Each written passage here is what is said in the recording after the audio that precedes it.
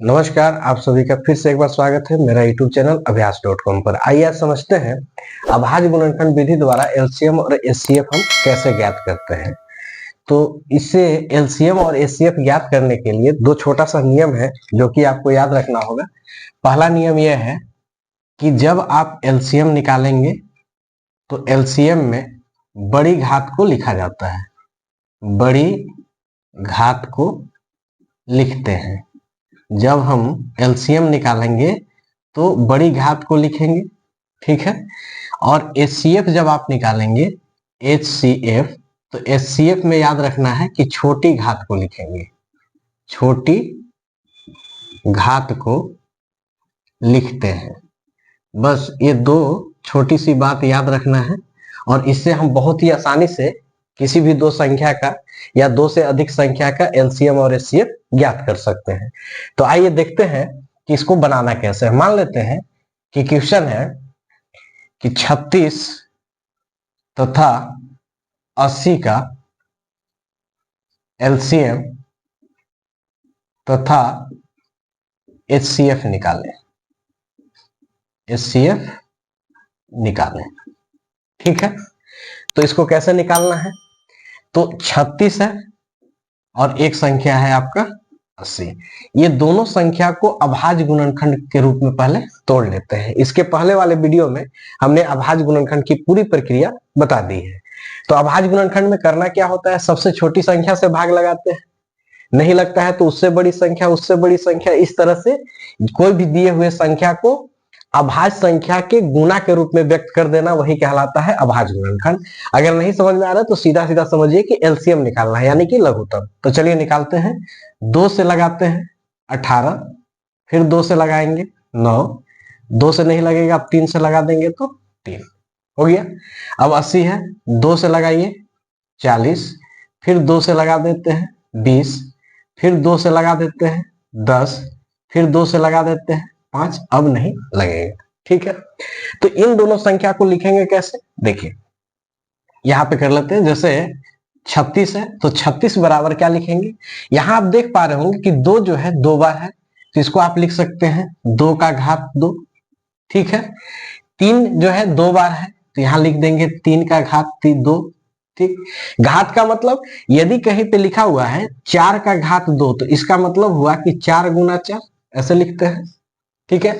तो यदि अगर हमको कहीं भी 3 गुना 3 गुना 3 गुना 3 अगर 4 बार लिखा हुआ मिले तो इसको हम क्या लिख सकते हैं? 3 और कितना बार है? 1 2 3 और 1 4, तो 3 के घात 4। घात का मतलब उस संख्या को कितने बार गुना के रूप में लिखा जाना है, ठीक है।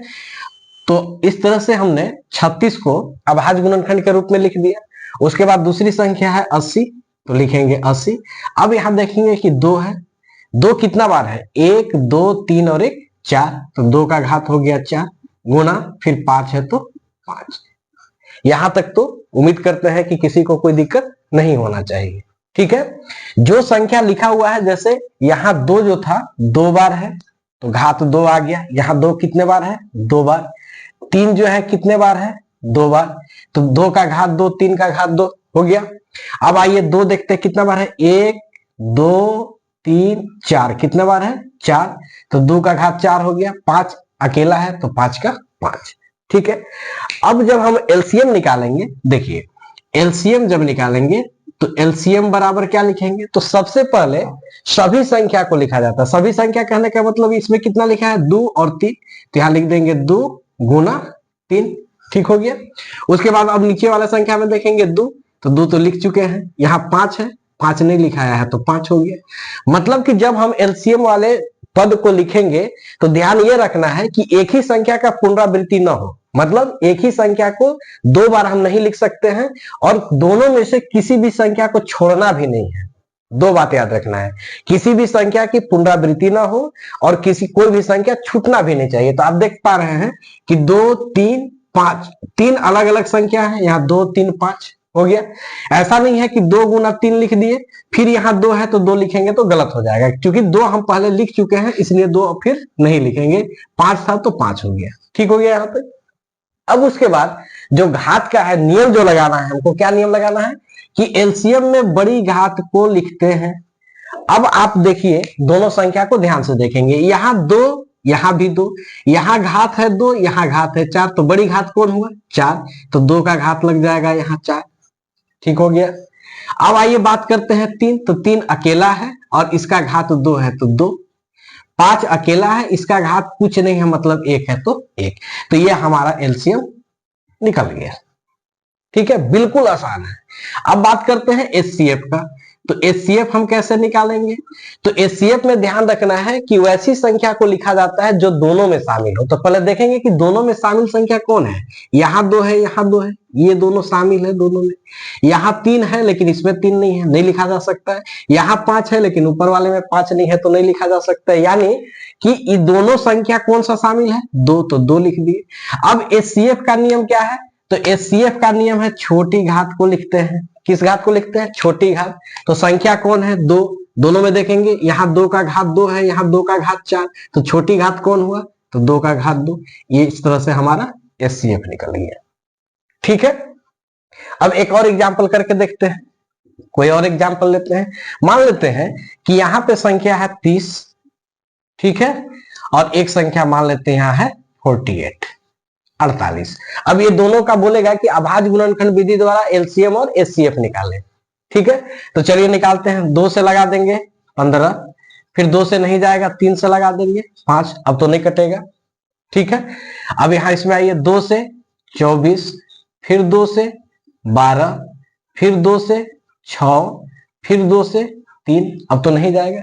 अब इसको लिखना कैसे है? तो यहां लिखेंगे 30 बराबर, देखिए 2 गुना 3 गुना 5 हो गया।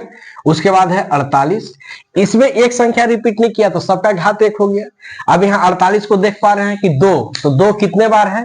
1 2 3 और 1 4। तो यहां लिखेंगे कि 48 बराबर 2 का घात 4 गुना 3 हो गया। 2 के घात 4 और गुना 3, पूरा का पूरा संख्या आ गया। अब इसका हम निकालते हैं एलसीएम। तो एलसीएम में क्या करना है? सभी संख्या को लिखना है। तो सबसे पहले देखेंगे ऊपर कितना है 2 लिख दिए, फिर कितना है 3 लिख दिए, फिर कितना है 5 लिख दिए। अब नीचे वाले में आएंगे 2 लिखा हुआ है, 3 लिखा हुआ है, नहीं लिखेंगे। अब क्या देखना है? दोनों में कंपेयर करना है कि बड़ी घात कौन है। तो दोनों में कंपेयर करने से पता चल रहा है कि 2 का घात यहाँ 1 है, 2 का घात 4, तो बड़ी घात 4 है, 4 आ गया यहाँ। 3 यहाँ भी घात 1 है, यहाँ भी घात 1 है, तो 3 ही रहेगा क्योंकि इसमें ना कोई बड़ा है ना कोई छोटा है। और 5 जिसका घात 1 है तो 1 ही रहेगा। ठीक है, अब उसके बाद निकालना है हमको एचसीएफ। तो एचसीएफ में क्या करना है? वैसी संख्या जो दोनों में शामिल है उसको लिखना है। तो यहाँ देखिए दोनों में कौन कौन सा शामिल है। 1 बार 2 दोनों में शामिल हो गया, 1 बार 3 दोनों में शामिल हो गया, 5 यहाँ है लेकिन नीचे नहीं है, तो लिखेंगे 2 गुना 3, पहले लिख लिए जो शामिल है। अब बात करेंगे छोटी घात। तो देख पा रहे हैं कि 2 का घात 1 है, 2 का घात 4, तो छोटी घात यानी कि 1 ही रहेगा। और ये दोनों 3 का कोई घात नहीं है यानी कि 1 है तो 3 ही रहेगा। तो इस तरह से हमारा एलसीएम और एचसीएफ दोनों निकल गया। उम्मीद करते हैं कि आपको यह टॉपिक समझ में आया होगा। फिर मिलते हैं अगले वीडियो में, तब तक के लिए धन्यवाद।